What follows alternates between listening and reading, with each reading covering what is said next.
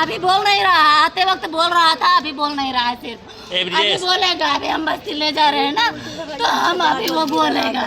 अभी हम लखनऊ ले जाएंगे तो वो बोल देगा। अभी बोलते वक्त आ रहा था। को बर्खास्त करो।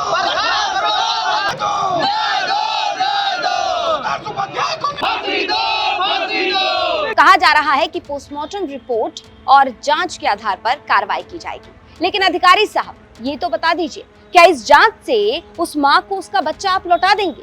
5,000 रुपया लगेगा, कौन देगा? हमने कहा वो बच्चा है। वहाँ पुलिस वाले थे, बोल रहे थे 5,000, किसी को झगड़ा किए थे, वो भी वहाँ बैठा है, 5,000 लगेगा, कौन देगा? बस्ती का 17 साल का नाबालिग आदर्श उपाध्याय, जिसकी मौत के बाद पूरे उत्तर प्रदेश में बवाल मच गया।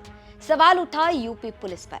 आरोप लगा कि बस्ती पुलिस की पिटाई से थाने में इतनी बुरी तरह से पीटा गया कि उसकी मौत हो गई। इसके बाद बड़े सवाल खड़े हुए। हमने अपने खास शो पॉइंट ब्लैंक में इस खबर को उठाया और अधिकारियों से सीधा सवाल किया, और अब इस मामले में बड़ा एक्शन हो गया। नमस्कार, यूपी तक देख रहे हैं आप, और आपके साथ मैं हूं शिवानी गोस्वामी। बस्ती का आदर्श उपाध्याय, बताया गया कि पुलिस किसी मामूली विवाद को लेकर नाबालिग बच्चे को थाने ले गई। अब मां का आरोप है कि थाने में बच्चे को इतनी बुरी तरह से पीटा गया और फिर छोड़ने के नाम पर 5,000 की रिश्वत मांगी गई। जब रिश्वत नहीं मिली तो बच्चे को छोड़कर चले गए। बच्चे के मुंह से खून आ रहा था। नाबालिग को इलाज के लिए अस्पताल में भर्ती करवाया, लेकिन उसकी मौत हो गई। अब इस घटना के बाद यूपी पुलिस सवालों के घेरे में आ खड़ी हुई। खुद बीजेपी नेताओं ने जिलाधिकारी के कार्यालय के बाहर हंगामा किया, नारेबाजी की और इंसाफ की मांग की। वहीं हमने यानी यूपी तक ने इस खबर को अपने खास शो पॉइंट ब्लैंक में उठाया और अधिकारियों से सीधा सवाल किया था। तो तमाम जिम्मेदार अधिकारियों से हमारे यानी यूपी तक के ये कुछ सवाल। पहला सवाल, थाने में नाबालिग बच्चे को बुरी तरह से क्या पीटा गया?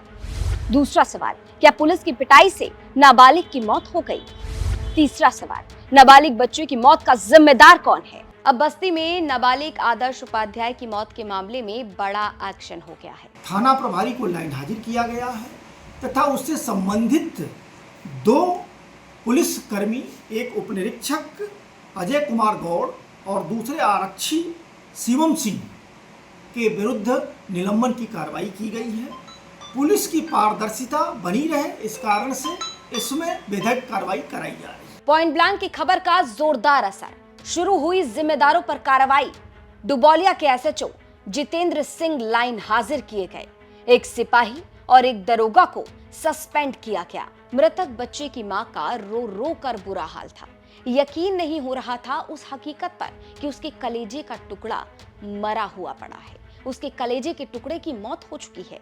और एक मां ने आरोप लगाए यूपी पुलिस पर, बस्ती पुलिस पर। आरोप ये कि थाने के अंदर नाबालिग को 3rd डिग्री टॉर्चर किया गया, उसे बुरी तरह से पीटा गया। आरोप है कि बच्चे के मुंह से खून आ रहा था, इलाज के लिए उसे अस्पताल लेकर गए, लेकिन उसकी मौत हो गई। अभी बोल नहीं रहा, आते वक्त बोल रहा था, अभी बोल नहीं रहा है। सिर्फ अभी बोलेगा। अभी हम बस्ती ले जा रहे हैं ना, तो हम अभी वो बोलेगा। अभी हम लखनऊ ले जाएंगे तो वो बोल देगा। अभी बोलते वक्त आ रहा था। कल हम बोल रहे थे यहाँ थाने पर आओ, नहीं तो कहीं भेज देंगे, उसे पता नहीं लगेगा वो कहाँ चला गया। हम डर के ना थे, वो आएगा कोचिंग से तो आएंगे, बोले उसे तुरंत फोन करके बुलाओ। हमने बुलाया नहीं, हमने कहा उसके पास फोन नहीं है। फिर वो आया 1 बजे, फिर हम 2 बजे थाने पे गए। वहाँ से बोलने लगे कि ऐसे ऐसे करा है, 5,000 रुपया लगेगा, कौन देगा? हमने कहा वो बच्चा है।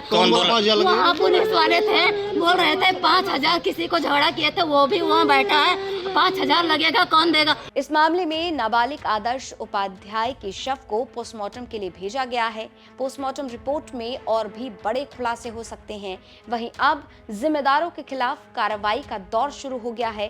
कार्रवाई शुरू हो गई है और यहाँ पर एसएचओ को लाइन हाजिर किया गया है। एक दरोगा और एक सिपाही को सस्पेंड कर दिया गया है। अब हर कोई आदर्श उपाध्याय नाबालिग बच्चे के लिए इंसाफ मांग रहा है। अब देखना होगा कि इस मामले में आगे क्या कुछ एक्शन लिया जाता है। ये खबर हमें भेजी थी बस्ती से हमारे सहयोगी संतोष सिंह ने। इस पर अपनी राय कमेंट बॉक्स में जरूर रखें।